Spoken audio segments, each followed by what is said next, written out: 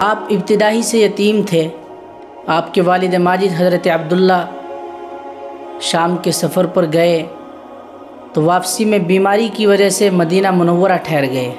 جب قافلہ واپس مکہ پہنچا تو عبد المطلب نے معلوم کیا کہ عبداللہ کہاں رہ گئے، تو ان کو جواب دیا گیا کہ وہ بیماری کی وجہ سے مدینہ منورہ میں اپنی نانحال میں ٹھہر گئے ہیں۔ تو عبد المطلب نے فوراً اپنے بڑے بیٹے حارث کو مدینہ منورہ روانہ کیا خبرگیری کے لیے۔ تو جب وہ وہاں پہنچے تو انہیں معلوم ہوا کہ عبداللہ کا انتقال ہو گیا ہے۔ تو جب یہ خبر واپس آ کر انہوں نے مکہ میں لوگوں کو دی تو سب کو بہت زیادہ رنج اور صدمہ ہوا۔ روایت میں آتا ہے کہ محمد عربی صلی اللہ علیہ وسلم ابھی رحم مادر ہی میں تھے کہ آپ کے والد ماجد حضرت عبداللہ کا انتقال ہو گیا، اور آپ ظاہری طور پر پوری زندگی کے لیے یتیم ہو گئے۔